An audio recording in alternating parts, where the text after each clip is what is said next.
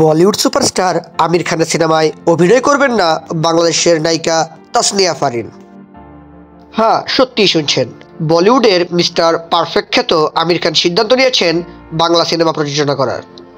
আমির প্রযোজিত বাংলা সিনেমার নাম পাত্রী চাই। এই সিনেমায় অভিনয় করার সুযোগ পান বাংলাদেশের জনপ্রিয় অভিনেত্রী তাসনিয়া ফারিন, কিন্তু সিনেমাটিতে অভিনয় না করার সিদ্ধান্ত নিয়েছেন এই অভিনেত্রী। হঠাৎ কেন এমন সিদ্ধান্ত জানতে চাইলে তাসনিয়া ফারিন জানান, সিনেমাটিতে কাজের সুযোগ পেয়ে বেশ উচ্ছ্বসিত ছিলাম। চরিত্রের সঙ্গে নিজেকে মানিয়ে তুলতে আর পর্দায় চরিত্রকে সুন্দর করে তুলতে এই সিনেমার জন্য বাইক চালানোও শিখেছিলাম, কিন্তু শেষ পর্যন্ত এই সিনেমায় আমি অভিনয় না করার সিদ্ধান্ত নিয়েছি।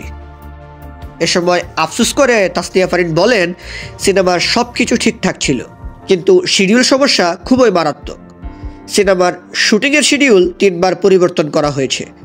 শিডিউল অনুযায়ী আমিও আমার শিডিউল 3 বার পরিবর্তন করে তাদের সময় দিয়েছি, কিন্তু শেষ পর্যন্ত 3 বারই সিনেমার শুটিং শুরু হয়নি। ফারিন আরও বলেন, এই সিনেমায় অভিনয়ের জন্য আমার অন্য কাজের শিডিউল নষ্ট হচ্ছে। পাত্রী চাই সিনেমা আবার নতুন শিডিউল হলে সেই শিডিউল অনুযায়ী যে শুটিং শুরু হবে সেটাও অনিশ্চিত, তাই সিনেমাটি থেকে সরে যাওয়ার সিদ্ধান্ত নিয়েছি।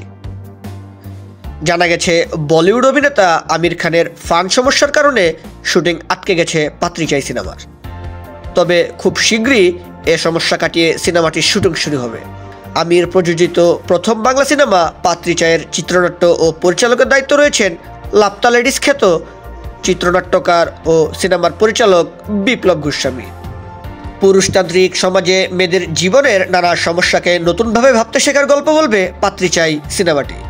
প্রমোদ ফিল্মসের প্রযোজনায় সিনেমাটিতে অভিনয় করতে দেখা যাবে কলকাতার অভিনেতা অর্জুন চক্রবর্তীকে। সব্যসাচী চক্রবর্তী ও মমতা শঙ্করের মতো তারকাকেও দেখা যাবে এই সিনেমায়। সো ভিউয়ার্স, বলিউড সুপারস্টার আমির খানের সিনেমা থেকে সরে আসার সিদ্ধান্ত কি আপনাদের সঠিক মনে হচ্ছে, নাকি তাসনিয়া ফারিন অনেক বড় একটি সুযোগ হাতছাড়া করলেন? অবশ্যই কমেন্ট বক্সে জানান। ধন্যবাদ।